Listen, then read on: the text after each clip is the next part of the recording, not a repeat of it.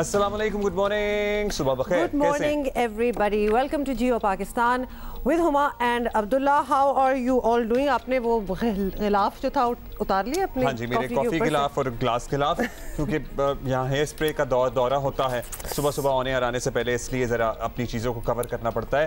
खैर, कुछ बातें हम करना चाहते हैं और बस एक ही बात मैं कहना चाहता हूँ कि वो लोग जो मीनार पाकिस्तान सहाने हैं वाक़े पर उसी खातून को जिम्मेदार ठहरा रहे हैं। मुख्तलिफ तौजूहात ढूंढ करके जनाब वो टिकटॉकर थी और वो वहाँ वीडियोस बना रही थी और वहाँ क्यों गई थी और उसने उसका इस तरह का चलने का अंदाज था। इमेजिन कि उस किसी के चलने के अंदाज पे भी आप उसे जज करना शुरू कर दें और उसने ये कपड़े पहने हुए थे। मैं बस ये कहना चाहता हूँ कि अगर आप और मैं किसी खुशफहमी में हैं, अगर तो हम ये तौजीहात ढूंढ रहे हैं कि हम उन 400 लोगों से मुख्तलिफ हैं जिन्होंने उसे वहाँ ज़दोकोब किया, तो नहीं, बिल्कुल भी नहीं। एक जैसे हैं हम तमाम लोग जो ये ढूंढ रहे हैं वजूहात के जनाब उस खातून का क्या कसूर था। अच्छा, वहां पर उसको जिस अंदाज में ज़दोकोब किया गया। अब आपको लोगों को, बहुत सी दुनिया को ये तकलीफ है कि वो इधर कर क्या रही थी 14 अगस्त पे, जब पता था कि इतने लड़के और आदमी और ये दिन ही उनका है, तो ये लड़की कैसे वहां पहुंच गई? तो मैं आपको एक बात बता दूं, ये पूरा एक टोला था, ये बड़ा एक organised group of boys and man है जो कि सिर्फ इस लड़की को तंग नहीं उन्होंने किया। अभी तो एक और वीडियो सामने आई है, प्लीज जरा प्ले करें ताकि लोगों को बड़ी अच्छी तरह पता चले कि अगर वहां आप समझते हैं कि उस लड़की का कसूर था, तो इधर किसका कसूर है? यहाँ जो लड़की आपको थोड़ी देर में नजर आएगी, उसने बच्चा भी हाथ में उठाया हुआ है और ये डंडे मार के निकली है, डंडा लेके निकली और उसने ये क्राउड को डिस्पर्स किया है।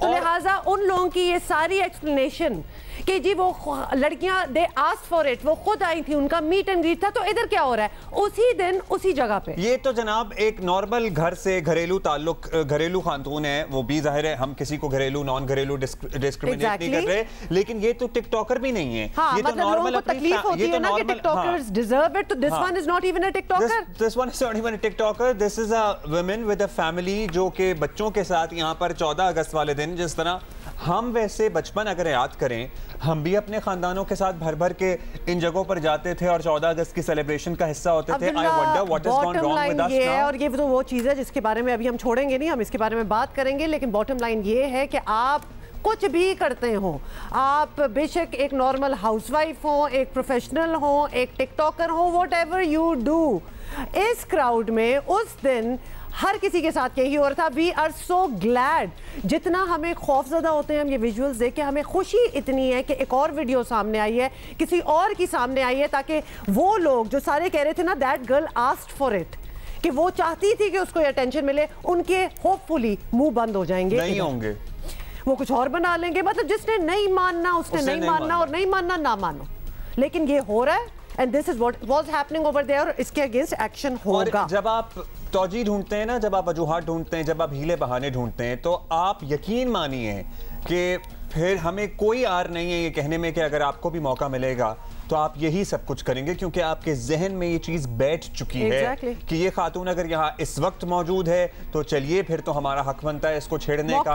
अगर इसने ये पहना हुआ है तो चलिए फिर जरा दो जुमले ही कस देते हैं। मतलब फिर सर्टनली आप इस जहनियत की अक्कासी कर रहे हैं। अच्छा, लेकिन सलाम है उस खातून पे जिसने डंडा उठाया है और उसने ना इधर देखा है ना उधर देखा है, वो चल पड़ी है। उसने कहा है कि मेरे नजदीक कोई आए, मेरी फैमिली के कोई नजदीक आए तो मैं खत्म कर दूंगी इधर, और 100% आई एम सॉरी यही होना चाहिए।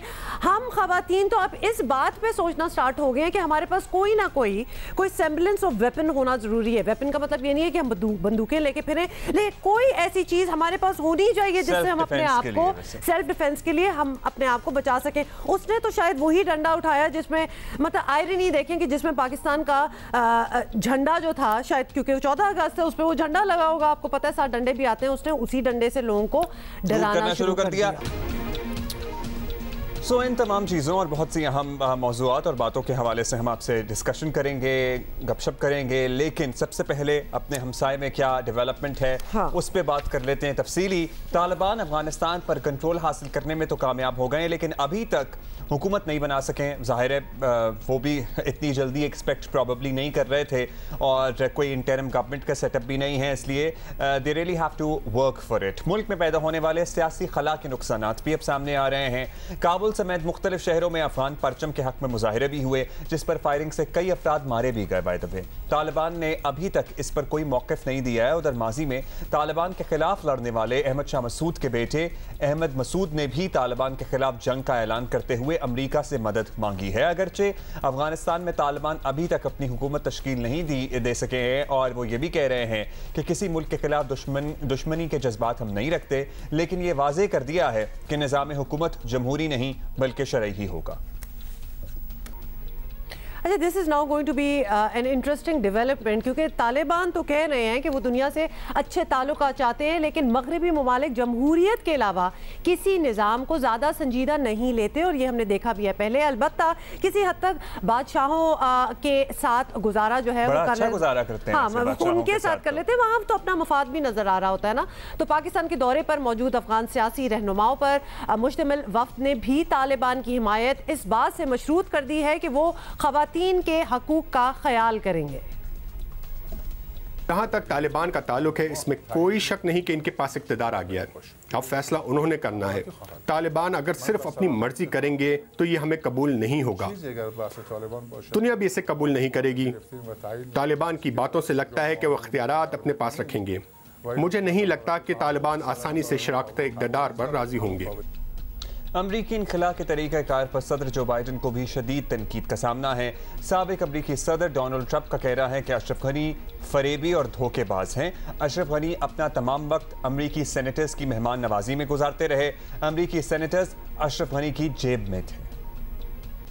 अच्छा, अमरीकी सेनेटर्स अशरफ गनी की जेब में थे, तो आज द सेनेटर्स वो क्या कर रहे हैं, तो that's more telling on the senators than Ashraf Ghani. साथ ही आपको बता दें कि मुबसरीन का ख्याल है जो बाइडन पर तनकीद के जरिए ट्रंप इंतखाबी मुहिम का एजेंडा बना रहे हैं, और उधर तालिबान ने भी दुनिया भर के सामने अपना एजेंडा जो है वो रख दिया। अब क्या होता है उसके बारे में हमारे स्पेशल कॉरेस्पॉन्डेंट एजाज सैयद अफगानिस्तान में मौजूद हैं। एजाज, आप काबुल में हैं, तो हमें ज़रा आज की ताज़ा तरीन सूरत हाल भी बताइएगा। हर रोज़ क्या जो इर्द गिर्द आप देखते हैं उसमें कोई तब्दीली आ रही है या वही अफरा तफरी है और वही सब कुछ चल रहा है? दूसरा, हम उन मुज़ाकरात के बारे में आपसे जानना चाहते हैं जो हामिद करज़ई साहब, अब्दुल्ला और तालिबान रहनुमाओं के दरमियान हुए हैं। उसका कोई अगला दौर हुआ, उसमें कोई पेशरफ सामने आई या नहीं?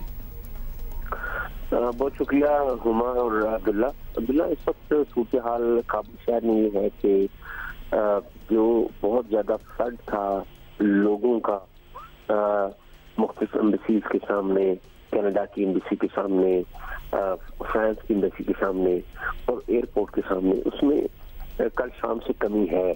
पहले दूसरे और तीसरे दिन तो बहुत ज्यादा वहाँ पर लोग थे, लेकिन कमी है। लेकिन ये भी है कि अभी भी वहाँ पर जो लोग हैं वो हजारों की तादाद में मौजूद हैं। और ये भी जरूर देखने में आया कि वहाँ पर जो लोग हैं, औरतें, बच्चे, वो बैरून मुल्क जाने की ख्वाहिश में जो अपनी रातें हैं वो फुटपाथ पे गुजार रहे हैं। ये लोग कम हुए हैं, लेकिन बदस्तूर वो सूरत हाल मौजूद है। दूसरी तरफ अगर शहर की बात करें, शहर के अंदर की बात करें, तो जो दफातर है वहाँ पर लोगों की हाजिरी बड़ी कम है। जो प्राइवेट बिजनेस एंटरप्रेन्योर्स हैं, मिसाल के तौर पर बड़े होटल्स हो गए या दूसरे जो कारोबार हो गए, तो वहाँ पर हाजिरी कम थी, लेकिन अब लोग आहिस्ता आहिस्ता वहाँ पर वापस आना शुरू हो गए हैं। जिन लोगों ने काम करना है या जिन लोगों की नौकरियां हैं, लेकिन अभी भी जो कारोबार है 100% वो दोबारा शुरू नहीं हुए हैं। जो शायद 1-2 दिन में जब रिकंसाइल कर लेंगे शायद अफगान इस सारी नई सूरत हाल को, तो शायद मुमकिन है कि वो कारोबार जो है दोबारा शुरू हो जाए। लेकिन जाहिर है उस पर जो अफगान नई हुकूमत होगी वो उनकी हिदायत के मुताबिक ही काम करेंगे। जो मुज़ाकरात की बात आपने की अब्दुल्ला, मुज़ाकरात नहीं, इस वक्त हामिद करज़ई, डॉक्टर अब्दुल्ला जो कि काबुल के अंदर मौजूद हैं, ये एक तो अपना फ्यूचर भी सिक्योर कर रहे हैं और फिर एक इनके फॉलोअर्स भी हैं। पार्लियामेंट के कुछ अरकान ने कल मुलाकात की थी हामिद करज़ई से, और उन्होंने उनमें से चंद ने तालिबान की, बल्कि अक्सरियत ने तालिबान की हमायत का ऐलान भी कर दिया था। अब जो नया कानून या नया तरीक़ाकार वज़ा करने जा रहे हैं तालिबान उसके ऊपर वो नजरें रखे हुए हैं कि उसमें उनके लिए क्या कोई स्पेस है, या वो इसी तरह सिस्टम से बाहर रहेंगे, या वो अपना कोई और फ्यूचर देखेंगे, या वो मुल्क से बाहर चले जाएंगे। तो ये जो ओवरऑल सिचुएशन है वो यहाँ पर ये है। यानी इंक्लूसिविटी की ऐसी कोई सूरत अभी तक आपको नजर नहीं आती? अच्छा एयाज, बहुत क्यूरियोसिटी है, ऑब्वियसली हमारे नेबर में इतना बड़ा चेंज आ रहा है, उसके इम्प्लीकेशंस हम पे भी आएंगे, हमें समझने की बहुत ज़रूरत है। अब ये एक क्लैरिटी दे दे, अब 20 साल पुराने तालिबान, उनकी एक हिस्ट्री थी, वो किधर से आए थे, मुल्ला उमर ने किस तरह सारों को जमा किया, वो वाकई तालिब ही थे।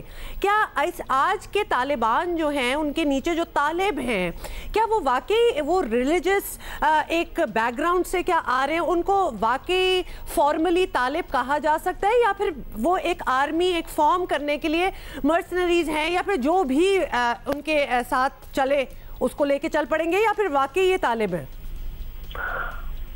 हुमा, जो तालिब हैं वो जो इनके साथ हैं, ये तो एक पॉलिटिकल टर्म है तालिब की और तालिबान की, और ये एक ग्रुप है जो कि 90s के आगाज में शुरू हुआ, और मुल्ला उमर ने, जैसा कि आपने बताया, हुआ ये 9/11 के बाद के तालिबान गुरिल्ला वारफेयर में चले गए, ये रूपोशी इख्तियार कर गए, मुख्तलिफ इलाकों में चले गए, कुछ पाकिस्तान में भी आके छुप गए, तो और कुछ अफगानिस्तान में भी एक बड़ी तादाद थी इनकी।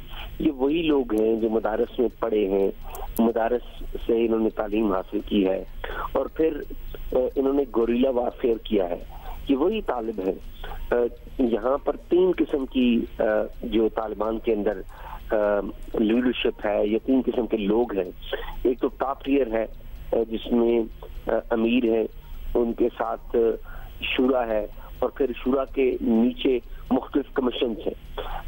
एक तो वो आप बताइएगा एजाज, आपने ये तो हमें सारी डिस्क्रिमिनेशन बता दी, ये जो तालिबान लीडरशिप है, मुल्ला अब्दुल गनी बरादर हैं, मुल्ला हैबतुल्लाह हैं, क्या फैसला हुआ है? Who is going to lead Afghanistan as a country? क्योंकि क्या, और वो ओहदा क्या होगा?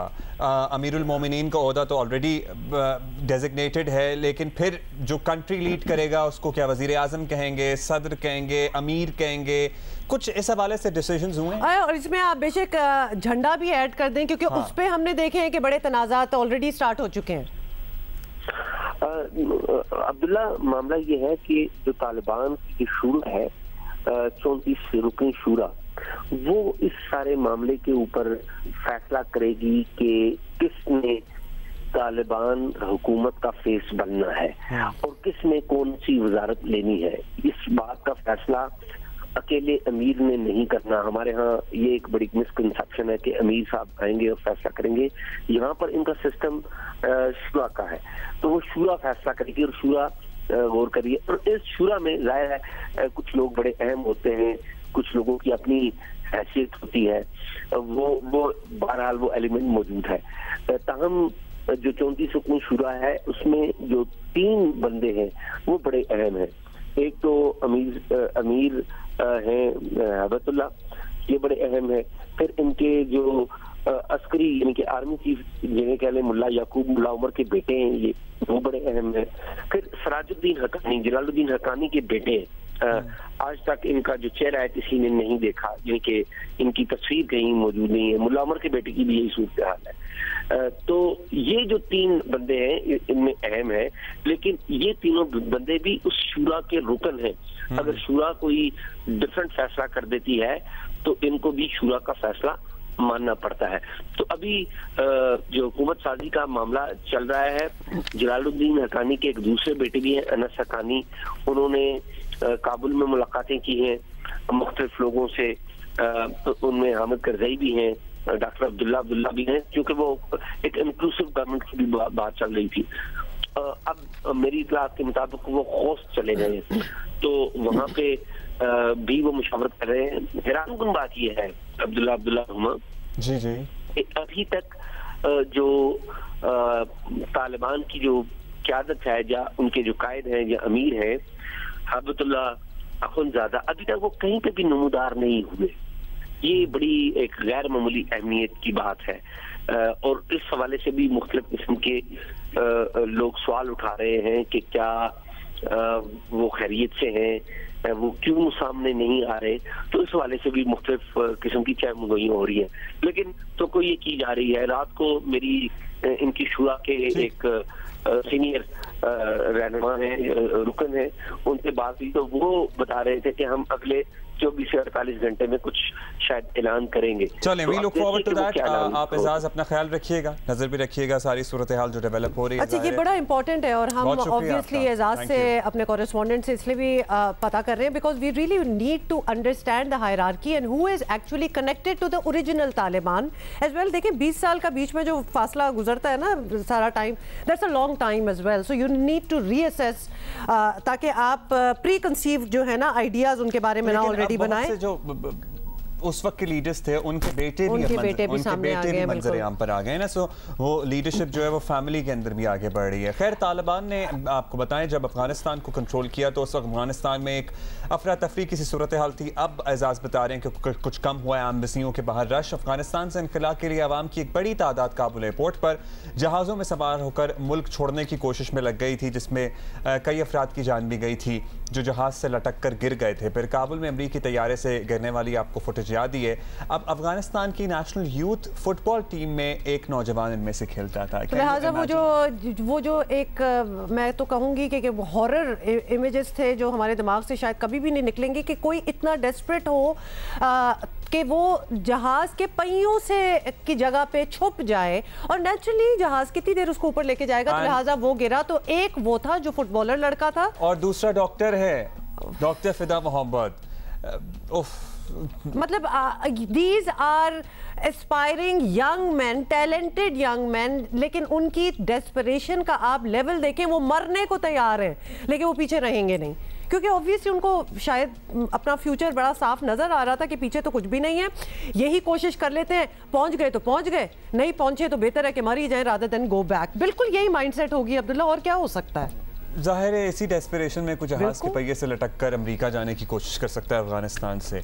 अच्छा, क्या क्या डेवलपमेंट्स हैं वो सारी हम आपको बता रहे हैं। तो साथ साथ ये बता दें कि पाकिस्तान और अफगानिस्तान के दरमियान अगले माह होने वाली वनडे सीरीज स्केड्यूल के मुताबिक होने की उम्मीद जो है वो रोशन है, और स्केड्यूल के मुताबिक दोनों मुल्कों में वनडे सीरीज सितंबर के पहले हफ्ते में श्रीलंका में खेली जानी है। और तालिबान का क्रिकेट के बारे में रवैया बड़ा मुस्बत है, which is quite pleasant surprise.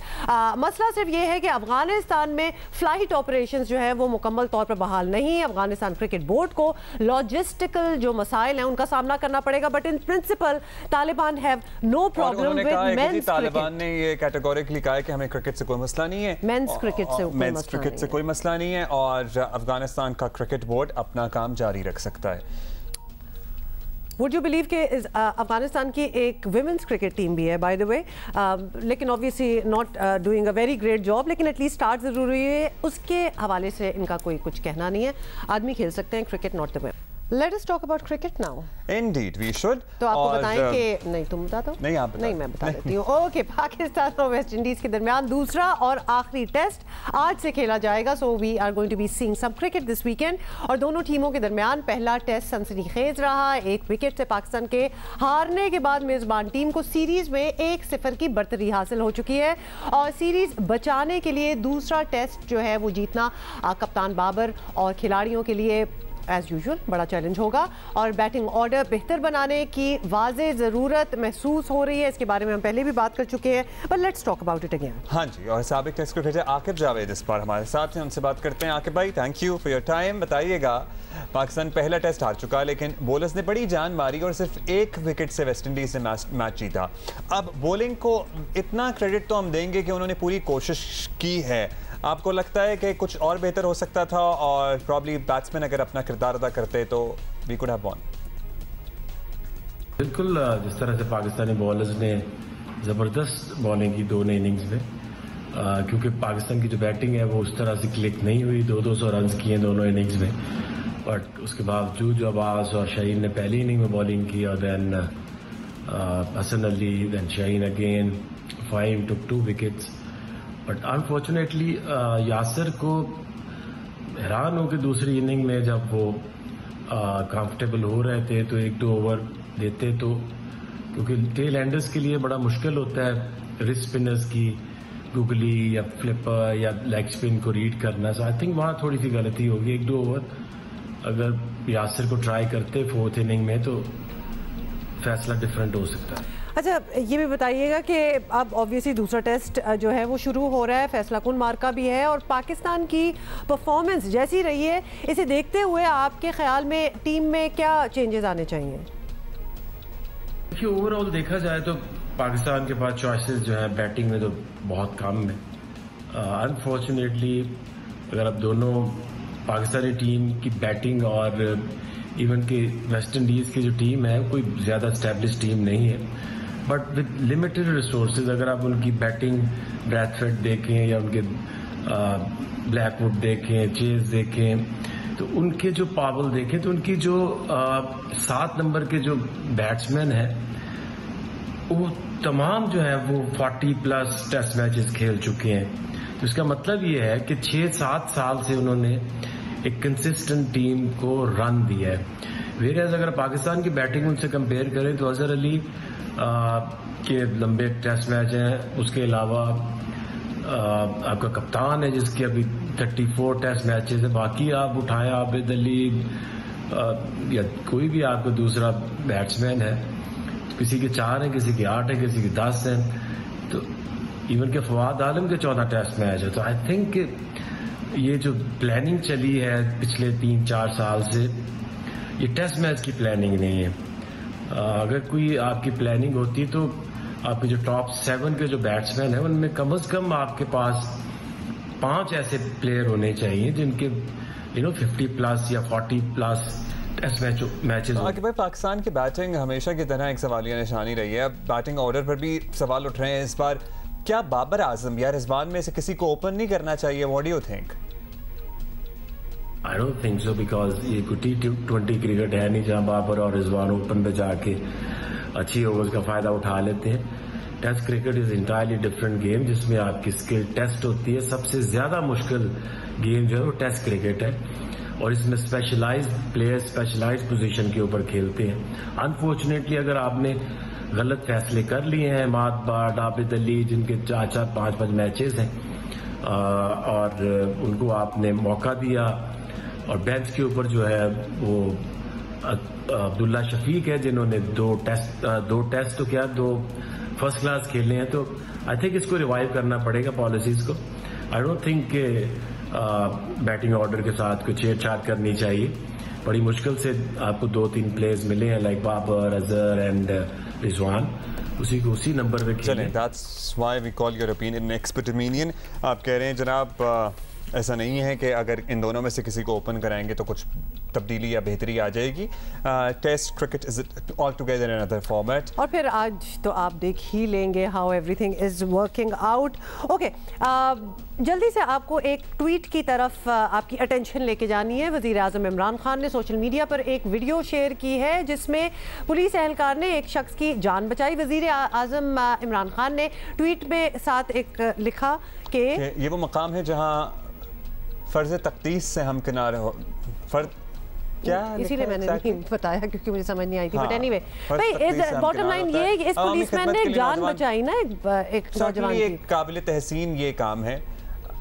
लेकिन मुझे problematic, Abdullah can I just point out कि मुझे क्यों ये थोड़ा सा प्रॉब्लमेटिक इसलिए लगा। देखिए, बाकी हर चीज़ ठीक है, ऑफ कोर्स सराहा जाना चाहिए, इतना अलर्ट वो पुलिसमैन था कि उसने फौरन देख लिया, लेकिन क्या किसी ने ये देखा कि इस ट्रेन के ऊपर क्या हो रहा है? मेरी बात सुने। मतलब मुझे लग रहा है कि ट्रेन के अंदर इतने लोग नहीं है जितने ऊपर बैठे हुए हैं। How can you miss that when you are tweeting or anything? कल मैंने वजीर आजम की ट्वीट पे जवाब भी ये लिखा है कि आपको तो ये मंजर देखते के साथ ही रेलवे मिनिस्टर को कॉल करनी चाहिए थी कि भाई व्हाट इज गोइंग ऑन।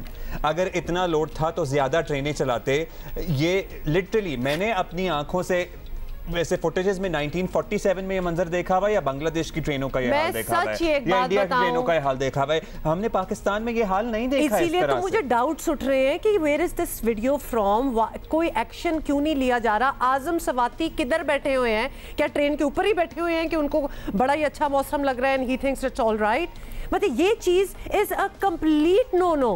नहीं, it is a recipe for disaster. तो ये डिजास्टर ये खिड़की से नहीं लड़का गिरा, ये ऊपर से ही गिरा है। जिस स्पीड पर ये ट्रेन जाती है आगे, अभी तो ये स्लो चल रही है, ये ऊपर बैठे हुए तमाम लोगों की जान को खतरा है। वज़ीर आज़म साहब को मुझे लगता है किसी ने टिकटॉक की वीडियो फॉरवर्ड की और उन्होंने वही अपलोड कर दी। इस नौजवान का कबला जज्बा तो काबिल सताइश है, जाहिर है it was his duty, he did a great job, but what is going on? They should be, the railway authorities should be penalized for this negligence. This is criminal. This is criminal and I mean I'm very और वज़ीर आज़म आप सोचें कि एक मुल्क का ये tweet करेगा और पूरी दुनिया देखेगी कि हमारी रेलवे का क्या हाल है। Exactly, आपको पता है उनके मिलियंस ऑफ फॉलोअर्स हैं, तो ये एक चीज़ होती है ना, एक सिनेरियो आपके सामने होता है और आपको ऑब्वियस एक चीज़ नज़र आ रही होती है, तो वज़ीर आज़म को बड़ी अच्छी बात है कि बड़ी इनको अच्छी वाली चीज़ उसमें नज़र आ गई, लेकिन उस वीडियो में ब्लेटेंटली कुछ और है ज़्यादा ऑब्वियस, जो कि इस ट्रेन के ऊपर क्या चल रहा है। तो प्लीज़ वज़ीर आज़म आप इसका भी एक्शन ले लें। तारीफ करना तो बहुत अच्छी बात है, बट आपके जितने फॉलोअर्स हैं पूरी दुनिया के लीडर्स देख रहे होंगे कि जनाब पाकिस्तान रेलवे में ये हाल होता है। पाकिस्तान रेलवे में वैसे उमूमी तौर पर हमने भी रेलवे से ट्रैवल किया है, ये हाल नहीं होता है। So you should inquire कि what has gone wrong here. Police वाला was just doing his job, great job, लेकिन रेलवेज वाले अपनी जॉब कर रहे हैं कि नहीं, that needs to be मेरा ख्याल है। You should be more concerned about that in this particular video. आपको बताएं कि अफरा तफरी और शदीद बेयकीनी के माहौल में काबुल से पाकिस्तानियों को बाहिफाजत निकाल लाने वाली PIA फ्लाइट के पायलट कैप्टन मकसूद बजरानी की बहादुरी ने पूरी कौम को हैरान कर दिया, बिकॉज वो बड़ा एक टेंशन वाला आपको पता ही है माहौल था। तालिबान के कब्जे के बाद कंट्रोल टावर का अमला काम करना बंद कर चुका था और 170 मुसाफिरों से भरी PIA की परवाज PK6252 रनवे पर तैयार खड़ी थी उस वक्त, जहां बड़ी तादाद में लोगों का रश बढ़ता जा रहा था। मुख्तलिफ जहाज़ों पर लोग चढ़ने की कोशिश भी कर रहे थे। तेजी से बिगड़ती सूरत हाल में जहाज़ के कप्तान मकसूद बजरानी ने हाजिर दिमागी से काम लिया और क्या किया। एयर ट्रैफिक कंट्रोल की मदद और हिदायत के बगैर एक्चुअली जहाज़ को खुद टेक ऑफ करके तमाम मुसाफिरों को इस्लामाबाद पहुंचाया। इससे पहले कि हम अपने पायलट साहब मकसूद बजरानी से बात करें, आपको अपडेट ये भी करते रहें कि PIA ने काबुल के लिए फ़्लाइट ऑपरेशन बहाल करने का फ़ैसला किया है और आज 2 खुसूसी परवाज़ें अफ़गान दारुल हुकूमत जाएंगी। तर्जुमान PIA के मुताबिक मगरबी मुल्कों समेत अक़वाम मुत्तहिदा ने अपने 500 अमले के अरकान को काबुल से निकालने के लिए पाकिस्तान से रिक्वेस्ट की है। और अब हम बात करते हैं मकसूद बजरानी साहब से, जो कि जियो पाकिस्तान के मेहमान हैं। बहुत शुक्रिया बजरानी साहब। बजरानी साहब, पहले तो मुख्तसरन ये बता दीजिए कि जिस दिन आप काबुल पहुँचे तो क्या एक्सपेक्टेशन थी और वहाँ कुछ रूटीन से हटकर आप मनाज़र देख रहे थे? जाहिर है आप इससे पहले भी फ़्लाइट ऑपरेट कर चुके होंगे। What was different this time? जब हम पहुंचे तो सब कुछ नॉर्मल था और एक्सपेक्टेशन क्या होती है नॉर्मल जो हम काबुल ऑपरेशन करते हैं। मैं तो 2002 और 2003 से ऑपरेट कर रहा हूँ काबुल। तो जब हम पहुंचे तो कोई मतलब अनयूजुअल सी कोई ऐसी चीज़ नहीं थी। सिर्फ ये था कि थोड़ी सी जरा मिलिट्री ट्रैफिक ज़्यादा थी और कभी कभार होता है कि ज़्यादा होती है, कभी कम होती है। ऐसी कोई अनयूजुअल सी कोई ऐसी चीज़ नहीं थी जब हम पहुंचे वहाँ पे। अच्छा, ये बताइएगा कि ऐसे हालात हों जिसमें कंट्रोल टावर से हिदायत ना मिल रही हो, तो कुछ वाजे ना हो, तो कप्तान को बड़े ऑब्वियसली मुश्किलात का सामना होता है, वी कैन ओनली इमेजिन। तो आपके लिए भी कुछ रिस्क तो डेफिनेटली होगा। मिले इट्स लाइक फ्लाइंग और ड्राइविंग ब्लाइंड, जब आपको कोई डायरेक्शन ना दे रहा हो कि किधर जाना है, कहाँ जाना है। एग्जैक्टली, तो वो ज़रा सिनारियो आप एक्सप्लेन करें। हिदायत ना मिलना तो और चीज़ है, वो ATC वहाँ से गायब ही हो गई थी in the end, because they totally disappeared. लेकिन उससे भी पहले जो चीज़ समझने के तशवीशनाक थी वो ये थी कि जब ATC ने ये कहा कि जी we are underground attack and we are shifting the system in the mobile unit, हम टावर इवैक्यूएट कर रहे हैं, मतलब खाली कर रहे हैं।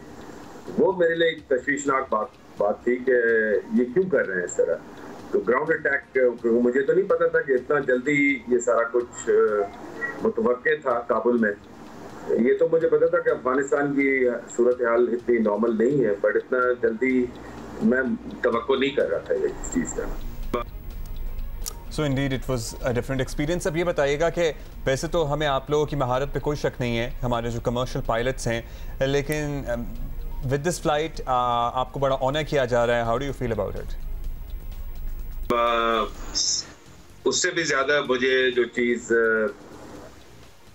वो लग रही है ना कि अल्लाह की मेहरबानी थी जिन्होंने बचा लिया, वरना ऐसे हालात में, इन सर्कमस्टेंसेस में देखें हम कमर्शियल पायलट जितने भी होते हैं ना, we are not trained for this.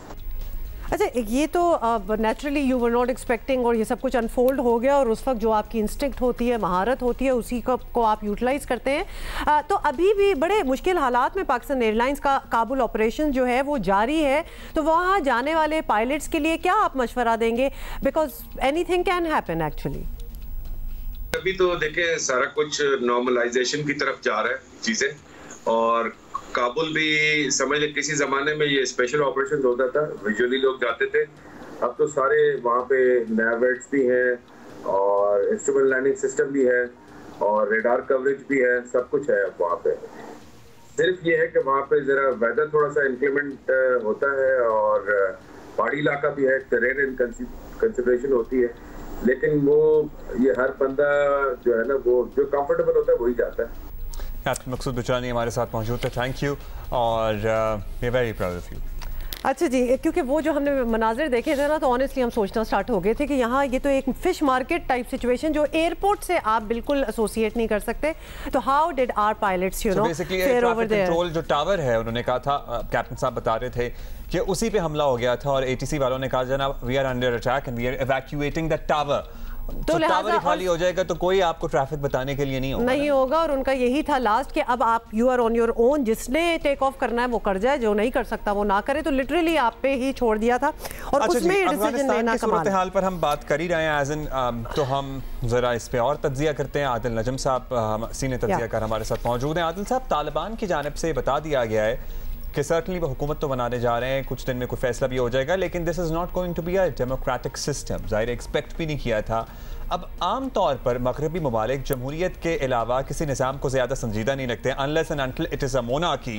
तो फिर कोई प्रॉब्लम नहीं होती, फिर तो अच्छा ही है। हाँ, तो क्या है आपका तज्जिया? आपकी नज़र में जमहूरियत ना होने वाली बात अमरीका को कंसर्न कर रही है या दीगर मगरबी ममालिक को कंसर्न कर रही है, या this was very much expected of Taliban? मसला ये नहीं है कि वो जमहूरियत है कि नहीं है, मसला क्या कहलाती है या नहीं, मसला ये भी नहीं है कि वो इस्लामी इमारात कहलाती है या नहीं। मसला ये है कि जो भी हुकूमत बनेगी, जब बनेगी, तो उसकी शक्ल क्या होगी। इस वक्त तो मसला ये है ना कि हुकूमत है ही नहीं, कोई तस्लीम करने को है नहीं वहाँ।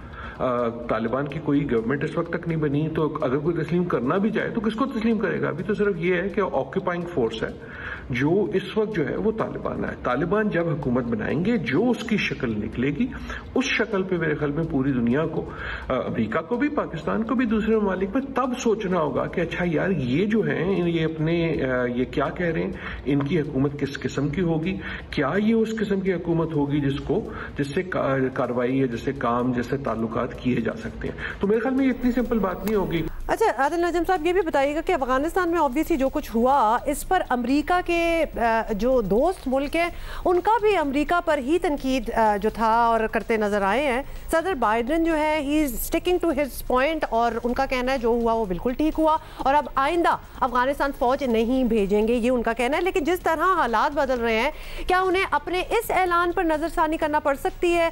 बिकॉज अभी बहुत ही अनश्योर एक सिनेरियो है सामने। जी यकीनन इस वक्त जो है दुनिया भर में जो है ये एक सख्ता सा है, एक शौक सा है कि जनाब ये क्या हुआ, और यकीनन अमेरिका में भी है। और मेरे ख्याल में तो ये कहना कि अमेरिका ये या अमेरिका वो, इसकी कोई हैसियत नहीं है, क्योंकि अमेरिका में भी बहुत सी ओपिनियंस ना।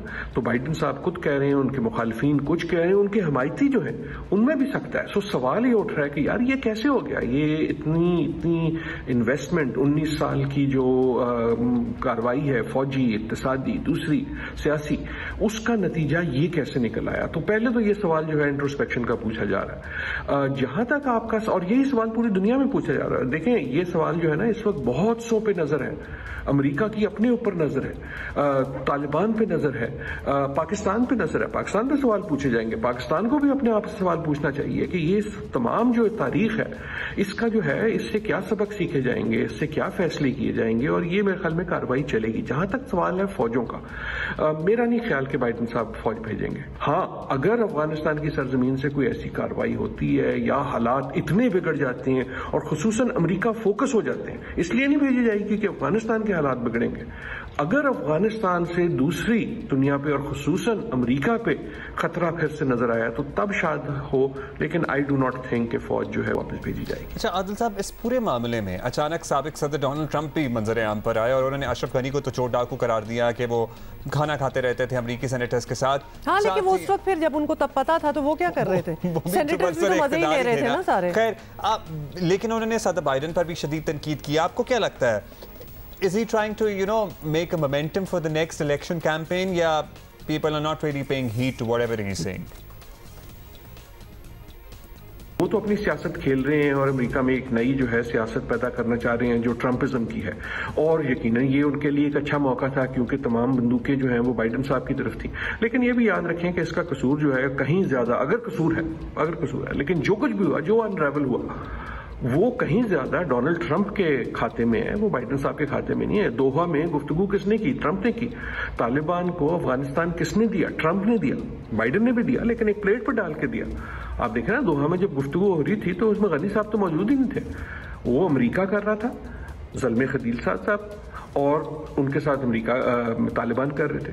तो ये फैसले तो वहाँ हुए, लेकिन अब जो हो रहा है वो सियासत है, और सियासत ऐसी होती है। यकीनन ये सियासी मसला है, यकीनन ये अगले इलेक्शंस का एजेंडा बनेगा। ये बाइडेन ट्रंप की सिर्फ बात नहीं होगी, बात ये होगी कि दुनिया की सबसे बड़ी जो ताकतवर कौम है, जो ताकत है, तो इतने पैसे के बाद, इतने जानी माली सियासी इन्वेस्टमेंट के बाद क्या फेलियर हुआ, क्यों फेलियर हुआ? तो ये तो ऐसा नहीं होगा कि अच्छा हम निकल गए, अब चलो आगे अगली बात। लेकिन वन डे इससे कोई सबक सीखा जाएगा। बहुत शुक्रिया आदिल नजम साहब। वियतनाम के बारे में भी यही बातें होती थी, अफगानिस्तान के बारे में भी यही बातें होती हैं, इराक के बारे में भी यही बातें होती थी, फिर कोई नया वेंचर ढूंढ लेता है अमेरिका। बट इसमें एक बॉटम लाइन जो कॉमन ग्राउंड ये है कि अमेरिका ही इन सारे मुल्कों को ठीक करने जा रहा होता है। और अमेरिका, आई फील ऑब्वियसली, अगर आप एक हिस्ट्री के स्टूडेंट हो और अगर आप पढ़ें, America can afford to do that. उनको ज़्यादा देर के लिए कोई ज़्यादा इससे फ़र्क नहीं पड़ता। 15-20 साल बहुत सारे डायनामिक्स होती हैं। It has a lot to do with the global war economy as well. उसी के लिए तो उनके लिए तो ऑनेस्टली ऑलमोस्ट एक विन विन सिचुएशन ही होती है every time they get into a war. Iraq में जहां लोग ऑयल रिजर्व्स की बात करते हैं, वहां अफगानिस्तान, आपको पता है, लिथियम जो मिनरल है, lithium which is the most important component of rechargeable batteries which is the future of the world, उसका सऊदी अरेबिया कहा जा रहा है अफगानिस्तान को। इतनी बड़ी मिकदार में वहाँ मिनरल्स, मतलब ऑलमोस्ट, अगर आपको इन टर्म्स ऑफ डॉलर बता दें तो ऑलमोस्ट कहते हैं कि $1 ट्रिलियन के रिजर्व्स हैं उधर। तो आप सोच ही लेंगे इस वक्त वो जगह ऑलवेज हैज बीन, जो भी कंट्रोल करेगा उसकी तो बहुत ही चांदी होगी, लेकिन it's like a gold mine, it's a lithium mine, let's just put it that वे।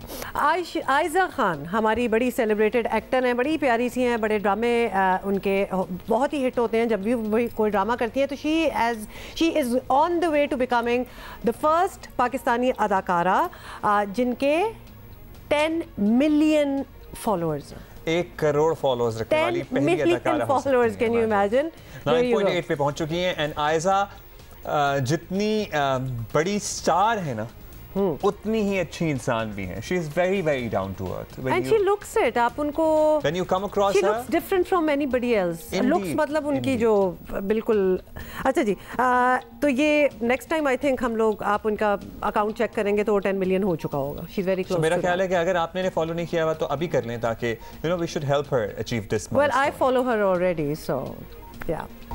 हमारे यहाँ तो पता नहीं नवंबर तक भी सिनेमाज खुलेंगे कि नहीं, क्योंकि हमारे जो तौर तरीके हैं ना, माशाल्लाह, हमने ठान लिया है कि हमने मास्क नहीं पहनना है। तो जब मास्क नहीं पहनना तो कुछ और चीज़ें खुलेंगी भी नहीं। जिस तरह के सिनेमाज बीच में कोई लिटरली 1.5 दिन के लिए अनाउंसमेंट हुई थी कि खुले हैं, लेकिन उसके बाद फौरन बंद हो गया। इटर्नल्स मूवी में पाकिस्तानियों का इंटरेस्ट ये होगा कि इसमें हमारे अपने पाकिस्तानी एक्टर हैं, कुमैल नंजियानी, ही इज़ देयर, और उन्होंने बड़ी बॉडी शॉडी बनाई है एक सुपर हीरो बनने के लिए। काफ़ी कुछ, उनकी जॉ लाइन भी बदल गई है actually. We been following, but we'll talk about that later in the show. सबसे पहले जी ज़रा कोविड के आपको फिगर्स बता दें, कोई चीज़ नीचे नहीं आ रही, it is very much still there. मुल्क भर में कोरोना केसेस की शरह जो है उसमें कमी ना आ सकी और मुल्क में 24 घंटे के दौरान कोरोना के 3,239 नए केसेस जो हैं वो रिपोर्ट हुए हैं और मज़ीद 70 अफराद कोरोना के सबब इंतकाल कर गए हैं। इस तरह मुल्क में कोरोना से अमवात की मजमूई तादाद 24,778 हो गई, 83 हो गई है। मुस्बत केसेस की शरह 6.23 6.23% को छू रही है। ये तो है मुल्क भर का। मुल्क में वैक्सीन लगवाने वालों की तादाद की बात करें तो 4.5 करोड़ के करीब पहुंच गई है, which is a considerably good number. Karachi में जनाब ये परसेंटेज है 14.58 और हैदराबाद में 13.11 जो पॉजिटिविटी रेट है, रेशो है, उसकी हम बात कर रहे हैं। बट हमने गुज़श्ता चंद दिनों में भी बेएहतियाती, इंतहा की बेएहतियाती देखी है आवाम की तरफ से। एक्चुअली हमने देखा है कि कोई इवेंट हो, कोई त्यौहार हो, कुछ भी हो रहा हो, जब लोग मिलते हैं ना साथ, बेशक 14 अगस्त हो, अशूरा हो, कुछ भी हो, people forget to wear that mask. वो एक collective sense of the crowd वो कहीं बाहर चली जाती है। अकेले अकेले लोगों को याद रहता है, लेकिन सारे जब मिलते हैं तो किसी को याद नहीं रहता, एक दूसरे को याद कराते भी नहीं है। So that is something we have to look into. अभी हमें ज्वाइन किया पार्लिमानी सेक्रेटरी सेहत डॉक्टर नौशीन हामिद हमारे साथ हैं। डॉक्टर साहब, स्मार्ट और जुज़वी लॉकडाउन हुए, सख्त पाबंदियां लगी, कई छुट्टियां आई, मार्केट्स बंद रहीं, लेकिन कोरोना केसेस की शरह नीचे नहीं आ रही। अगर कलेक्टिवली पूरे मुल्क की देखी जाए तो हमें तो इस पर तशवीश है, हुकूमत को भी डेफिनेटली होगी। जी बिल्कुल, देखें हुकूमत इस वक्त बहुत विजिलेंटली सारी सिचुएशन को मॉनिटर कर रही है और पूरे मुल्क में इस वक्त जहाँ जहाँ पे केसेस आ रहे हैं और किस तरीके से इसका पैटर्न बन रहा है वो बिल्कुल क्लोजली उसको वॉच किया जा रहा है। आपने देखा होगा कि ये सारा अभी इवेंट्स गुजरे हैं, बड़ी ईद गुजरी, उसके बाद 14 अगस्त गुजरी, अब मुहर्रम की जो है वो मजालिस और जुलूसों का सिलसिला जारी है। तो उसके बावजूद आप ये देखें कि एक स्टेबिलिटी है इस वक्त केसेस में।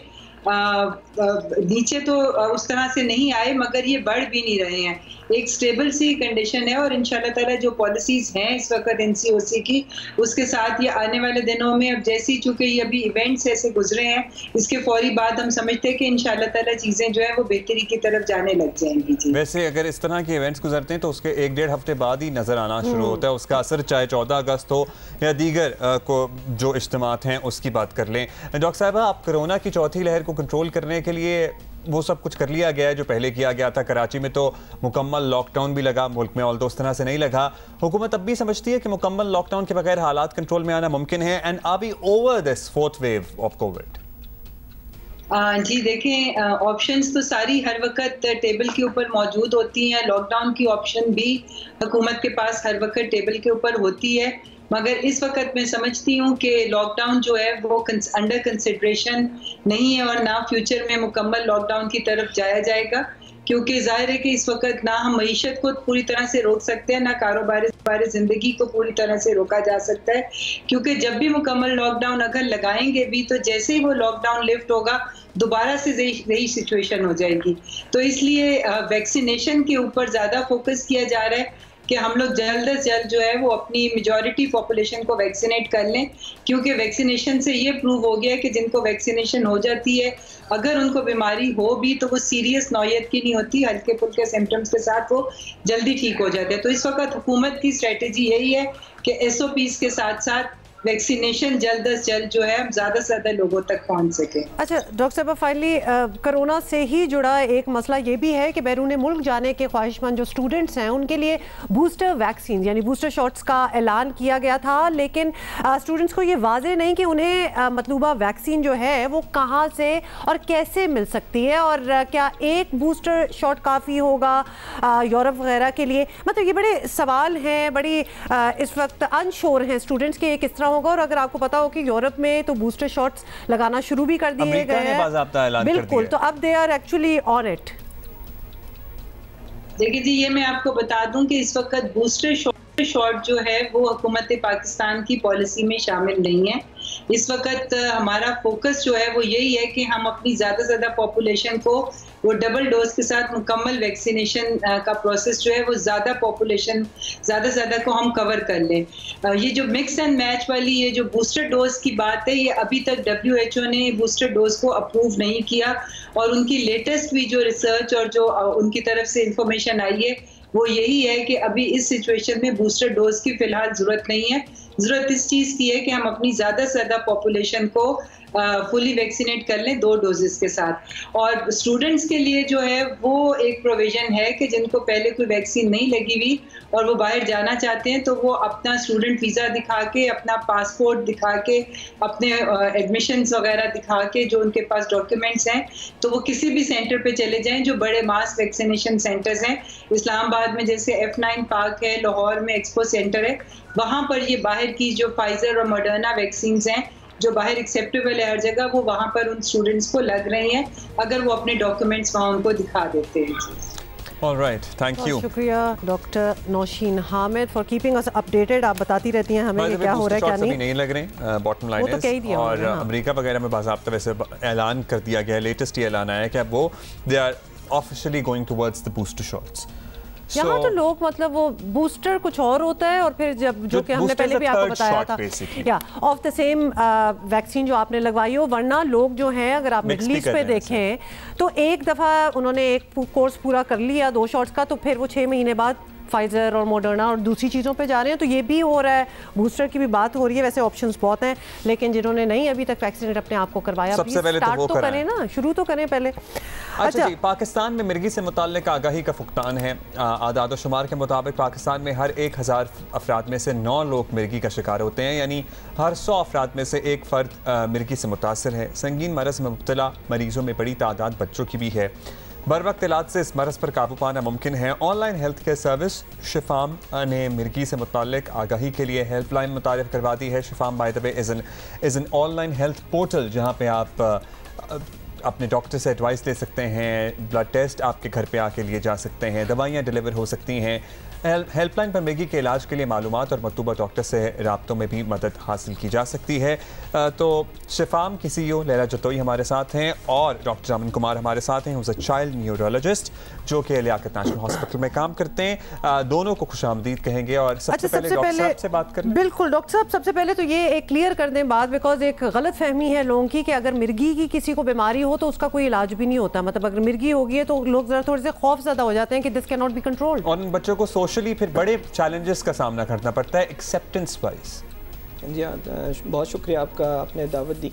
और मिर्गी के हवाले से बच्चों में, स्पेशली मिर्गी के हवाले से कि ये बड़ों में और बच्चों में मिर्गी काफ़ी मुख्तलिफ तौर से ये बिहेव करती है। चूँकि बच्चों का दिमाग बन रहा होता है, उसमें कनेक्शंस डेवलप हो रहे होते हैं, तो अगर उसका बर वक्त इलाज कर दिया जाए तो वो उसके जो असरात, जो ख़राब असरात हैं लेटर ऑन जो क्रिएट कर सकता है वो मिर्गी, उनसे बचा जा सकता है। और ये अगर मिर्गी का इलाज बचपन में कर दिया जाए तो ये बड़े होके इनको चांसेस कि दोबारा दौरा या झटका आएगा या मिर्गी मुसलसल रहेगी और उनकी फंक्शनैलिटी जो है वो बेहतर हो सकती है। तो बिल्कुल ये मिसकॉन्सेप्शन है कि जी इसका इलाज मुमकिन नहीं है। अब तो बहुत सारी एडवांसमेंट्स आना शुरू हो गई हैं। इसका इलाज तो दवाइयों के ज़रिए, इवन कुछ ख़ास ग़िज़ा जिसको कीटोजेनिक डाइट्स कहते हैं उसके ज़रिए भी इसका इलाज है। और कुछ डिवाइसेस जो है, वेगल नर्व स्टिमुलेशन है, जो हमारे यहाँ अभी तक अवेलेबल नहीं है, लेकिन अनकरीब ये भी चीज़ें हमारे यहाँ पाकिस्तान में आ जाएंगी इंशाल्लाह। और डॉक्टर साहब, आपके कहने का मतलब है कि बच्चों में जब मिर्गी होती है उसके अर्ली साइंस हो जाते हैं, या एक ही दफ़ा फुल ऑन कोई एपिलेप्टिक अटैक होता है, या फिर छोटे छोटे साइंस से भी पता चल जाता है कि इट्स गोइंग टुवर्ड्स दैट? देखें, मिर्गी एक जो है वो एक बीमारी का नाम है और उसके जो अलामात है उसमें दौरे या झटके हैं। तो दौरे और झटके जो हैं वो बड़े मुख्तलिफ़ किस्म के हो सकते हैं, अक़साम के हो सकते हैं। और ज़रूरी नहीं है कि किसी ने एक किस्म का दौरा या झटका देखा है तो सारे दौरे झटके उस तरह हों। कभी कभी गायब दिमागी एक जगह, जैसे बच्चे क्लासरूम में बैठे, अचानक बैठे बैठे एकदम से वो कहीं देखना शुरू करते हैं, एब्सेंट सीजर्स उसको कहते हैं, गायब दिमागी जिसको कहते हैं, ये भी एक दौरे झटके की नौयत है। कभी कभार बैठे बैठे अचानक से एक हाथ जर्क करता है तो बहुत मामूली नौयत के जो मूवमेंट्स होती हैं, बॉडीली मूवमेंट्स होती हैं, वो भी दौरे झटके की शक्ल में बच्चों में वाज़े होती हैं। अच्छा लैला, आपसे हम जानेंगे कि आपको ये ख्याल कैसे आया, because you are running this online platform, और बाकी तमाम चीज़ों पे तो ज़ाहिर है तवज्जो है ही, लेकिन पर्टिकुलरली एपिलेप्सी की आपको डिमांड आई, लोगों ने कहा जनाब इस सिलसिले में हमें कंसल्टेशन चाहिए, या यू थॉट फॉर योरसेल्फ के इस पे बात होनी चाहिए या इसकी हेल्प होनी चाहिए?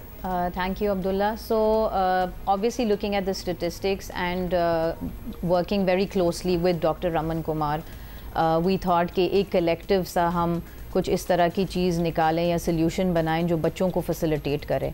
तो I think कि helpline के through जो है we are able to achieve that. हमने information specialist जो हैं वो train किए हुए हैं AIRS के guidelines के मुताबिक। उसमें सबसे जो मेन फोकस ये है कि टाइमली बच्चे जो हैं वो डॉक्टर तक पहुंच सकें, क्योंकि ये बच्चे नॉर्मल फंक्शनल ज़िंदगी गुजार सकते हैं, सिर्फ ये कंडीशन है कि डॉक्टर तक उनकी रसाई जो है वो टाइम पे हो। तो I think we have been able to achieve that through the helpline, and helpline का मकसद ही यही है कि डीसेंसिटाइज करें हम लोगों को, ये स्टिग्मा जो लोगों में है, ये खौफ और ये हम ख़त्म कर सकें। सो that is the main purpose, और थेरेपीज़ बच्चों तक पहुंचा सकें। जो फ़र्स्ट एड है, इनिशियल फ़र्स्ट एड बहुत मुश्किल होता है, और पेरेंट्स को पता नहीं होता कि हम क्या करें अगर कोई बच्चे को दौरा या झटका या इस तरह की चीज़ हो रही होती है। Laila, would it be right to say कि कभी कभार पेरेंट्स को ये भी नहीं पता होता कि ये एपिलेप्टिक अटैक है? बिल्कुल बिल्कुल बिल्कुल। तो उसकी तशख़ीस जो है वो बहुत बहुत इम्पॉर्टेंट है, एंड हेल्पलाइन के ज़रिए हम सिर्फ फ़र्स्ट एड नहीं प्रोवाइड कर रहे, हम डॉक्टर के साथ रेफरल स्पेशलिस्ट के साथ कनेक्ट होना, बच्चे का नंबर बता दीजिए और स्पेलिंग बता दीजिए जिससे ये ऐप डाउनलोड की जा सकती है। जी, शिफाम का है SHIFAAM, हेल्थ ऐप के नाम से है। आप इसको एंड्रॉयड iOS दोनों पे अवेलेबल है, इस पे आप डाउनलोड कर सकते हैं। दूसरा हेल्पलाइन जो है वो द नंबर इज़ 922137188999। सो ये आपके मिर्गी, चाइल्डहुड मिर्गी या बच्चों में मिर्गी के हेल्पलाइन का नंबर है। कहीं में भी पाकिस्तान में आप हों, आप इसको जो है यूज़ कर सकते हैं। आपको सारी एहतियाती तदाबीर जो हैं वो फर्स्ट एड के हवाले से इससे मिल सकती है। अच्छा डॉक्टर रमन, एक बात ये भी दिमाग में आ रही है, और ऑब्वियसली आप दोनों आए हुए हैं और जितनी इन्फॉर्मेशन हम यहाँ आवाम को दे सकते हैं हमारी कोशिश यही रहेगी। ये उस किस्म का मर्ज़ है एपिलेप्सी कि अगर बचपन में इसको मैनेज किया जाए, इसको ट्रीट किया जाए तो ये ख़त्म हो सकता है या ख़त्म नहीं होता, मैनेज हो सकता है? मतलब इसको आप किस तरह एक्सप्लेन करेंगे? देखें, इसको इस तरह से मैं एक्सप्लेन करूँगा कि हम सबको जब कभी दौरा झटका नहीं हुआ, हम सब 1% रिस्क पे हैं कि हमें कभी भी दौरा झटका हो सकता है, ऑल ऑफ अस। ओके। लेकिन अगर किसी को ज़िंदगी में एक बार हो जाए तो उसको तकरीबन 20% चांस होता है कि दोबारा हो। तो 20% यानी 80% चांस होगा कि ये दोबारा ना हो।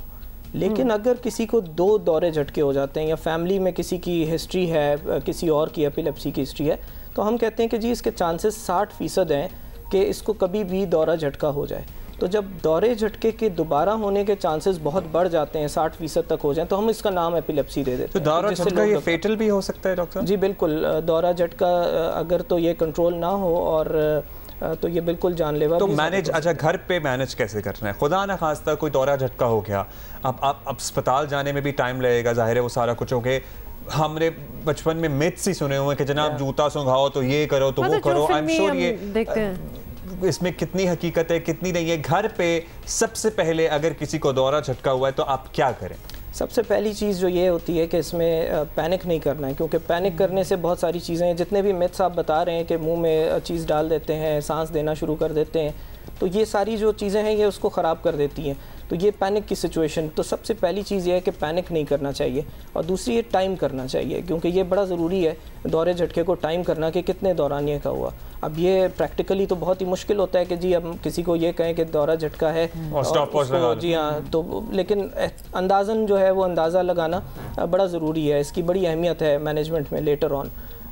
उसके अलावा जो है आप उसको बच्चे को किसी सेफ़ जगह पे लिटा दें और करवट से लिटाएं, ताकि जो है वो उसकी जो सिक्रीशंस हैं और जो मुंह में कोई चीज़ें हैं वो चोक ना करे। चोकिंग प्रिवेंट करने के लिए आप किसी भी साइड पे उसको लेटा के और उसको जो है उसके दौरे या झटका जो जिस्म में अगर उसमें कोई मूवमेंट हो रही है उसको रिस्ट्रिक्ट करने की ज़रूरत नहीं है, क्योंकि अगर जकड़ने से या पकड़ने से उसकी सांस में दुश्वारी हो सकती है। उसकी टांगें ना पकड़ें, हाथ ना पकड़ें, उसे छोड़ दें उसी टाइम साइड पे बिल्कुल उसके साथ रहें।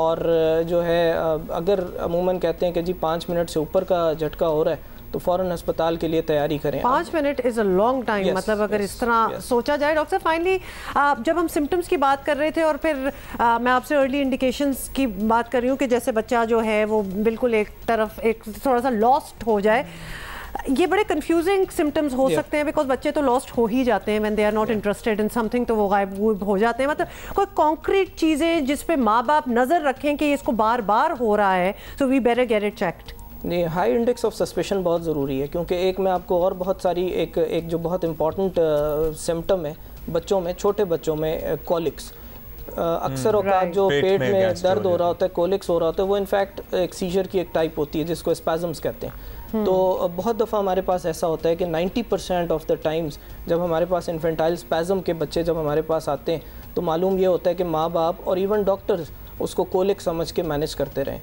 तो ये बिल्कुल आपकी बात सही है कि ये कंफ्यूजिंग है, ये इसमें बहुत एक्सपर्टीज़ चाहिए होती है, इसीलिए इसमें पूरी एक फील्ड जो कि चाइल्डहुड एपिलेप्सी और चाइल्डहुड एपिलेप्टोलॉजिस्ट भी मौजूद हैं। तो चाइल्ड न्यूरोलॉजिस्ट इसीलिए जो है वो उनकी ज़रूरत होती है कि वो इन चीज़ों को, आपका बड़ा ही डेलिकेट काम है। Lastly if you would like to add something Laila in this initiative that you have taken. I think it's a great initiative. I would want कि यू नो, वैसे टेलीमेडिसिन का रुझान हमारे यहाँ बड़ा है पहले से जी। आई थिंक कोविड के दौरान डेफिनेटली आई से कि लॉट ऑफ पीपल प्रेफर कि वो अब ऑनलाइन कंसल्टेशंस वगैरह लें, तो आई थिंक वो सेफ्टी भी थोड़ी सी आप मेंटेन कर सकते हो कि घर से आपने अपॉइंटमेंट ली, आप हॉस्पिटल आप ना जाएं कोविड के हवाले से भी, that's safer, it's a safer option. But coming back to epilepsy, I say कि ये एक बहुत अच्छी सर्विस जो है जो नेशन इससे फ़ायदा उठा सकती है, तो प्लीज़ कॉल करें। और नेशनल लेवल पे भी the reason why we done this is ताकि आपके बच्चे जो हैं वो सेफ़ रहें, फंक्शनल अच्छी ज़िंदगी गुजार सकें। और एपिलेप्सी ऐसी चीज़ है कि वो कर्ब हो सकती है, ऐसा नहीं है कि उसका कोई इलाज नहीं है, इलाज है बिल्कुल। अगर बचपन में ट्रीट हो तो आगे जाके यही लोग बाहर मुल्कों में हर जगह जो है एपिलेप्टिक लोग होते हैं और वो अच्छी फंक्शनल फ़ाल ज़िंदगी गुजार सकते हैं। बहुत शुक्रिया आपका लैला जतोई साहिबा, बहुत शुक्रिया आपका child neurologist doctor Raman Kumar हमारे साथ थे। Thank you for your time. Please read up on it, learn more on it, और ये जो ऐप है इसको तो आप मेरा ख्याल है डाउनलोड कर ही लें। Professor doctor Atif Tahir cyber security expert है फ्रॉम फास्ट, ये हमें ज्वाइन कर चुके हैं। डॉक्टर साहब, सबसे पहले तो आपसे यही पूछेंगे, ये सॉफ्टवेयर चोरी करने वाला ना हम बचपन में करते थे जब हमने अपने कंप्यूटर्स में कोई वर्ड डालना होता था, MS या कुछ इस किस्म की चीज़ें होती थी। इतने बड़े इदारे में, FBR का इदारा, ये कैसे फैसले होते हैं कि जी चोरी कर हम सॉफ्टवेयर डाल लें, मतलब ये क्यों हुआ होगा? अस्सलाम वालेकुम, बहुत बहुत शुक्रिया आपका इन्वाइट करने का। देखिए अभी बहुत लिमिटेड इन्फॉर्मेशन आई है इस बारे में हैकिंग के हवाले से कि एग्जैक्टली के हुआ क्या था एग्जैक्टली। आप ये बता रही हैं चोरी का सॉफ्टवेयर यूज हुआ, लेकिन इम्पोर्टेंट चीज़ ये है कि हैकिंग जो है वो एक इंटरनेशनल फिनोमेना है और बड़ी बड़ी multinational companies all around the world actually they are hacked. For example मैं आपको एग्जांपल देता हूँ, Yahoo actually they already hacked in 2013, 3 billion accounts actually hack हुए थे याहू के। अलीबाबा आपको पता है कितनी बड़ी हैकिंग लाइक कितनी बड़ी कंपनी है, वो भी हैक हुआ। लिंक्डइन हैक हुआ, चाइनीज के सोशल नेटवर्क साइट्स हैक हुए, फेसबुक हैक हुआ। मोस्ट रिसेंटली आपने देखा बिटकॉइंस, एक्चुअली कितने लोगों ने बिटकॉइन चोरी कर लिया from one of the biggest bitcoin company. और साथ में अगर आप ये भी देखें कि बेसिकली हमारे पास अभी कुछ शॉपिंग सेंटर्स हैं वहाँ पर यूरोप में, वो भी हैक हुए। तो हैकिंग जो है एक मतलब इट डू हैपन, लेकिन बहुत इंपॉर्टेंट चीज ये होती है कि हैकिंग के लिए आप अपने इंस्टीट्यूट में how well are you prepared right now. FBI के बारे में इतनी नॉलेज नहीं है कि एग्जैक्टली उनके अंदर उन्होंने क्या सिस्टम एम्प्लॉय किया हुआ है, लेकिन इंपॉर्टेंट चीज ये है कि हमारे पास जो हैकिंग जो भी होता है उसके अंदर हमारी ब्लू टीम होती है, एक होती है रेड टीम। तो ब्लू टीम का काम ये होता है कि वो डिफेंस क्रिएट करती है विद इन द ऑर्गेनाइजेशन, और रेड टीम का काम ये होता है कि इथिकली वो हैक करती है। अच्छा, यूजुअली जो ये इदारे हैक होते हैं, बड़ी-बड़ी वेबसाइट्स हैक होती हैं, या फॉर इंस्टेंस डॉक्टर साहब एफबीआर हैक हुआ है, what are the hackers trying to achieve? Information में इंटरेस्टेड होते हैं, what are they looking for, या बस तंग करने के लिए कर रहे होते हैं? जी, फॉर एग्जांपल आप जब हमने हैक किया तो ऐसी बात है, हमारा सारा आपको पता है banking details they are inside FBR right now. हम आपसे जब भी as a tax file insert करते हैं तो हमारे पास बैंकिंग डिटेल्स चली जाती हैं, उसके अंदर हमारा सारा बेसिकली टैक्स हमने किसको कब पे किया, किस तरह पे किया, वो सारी डिटेल्स होती हैं, और साथ में आपकी personal information which is very important is also there. तो एफबीआर के पास तो हमारे पास बहुत ही जबरदस्त किस्म का डाटा उनके पास पड़ा हुआ है, लेकिन एज ए सेट के अब ये अभी इंफॉर्मेशन आएगी कि हमने चोरी का सॉफ्टवेयर यूज किया नहीं किया, अभी आगे जाकर फर्दर इंफॉर्मेशन आएगी। अच्छा डॉक्टर साहब, चले ये एक्सप्लेन कर दें, क्योंकि हम साथ ही अपनी खबर में ये भी बता रहे हैं कि यूनाइटेड स्टेट्स पाकिस्तान को वार्न कर रहा था कि चोरी का सॉफ्टवेयर ना यूज़ करें, ऐसा हो सकता है।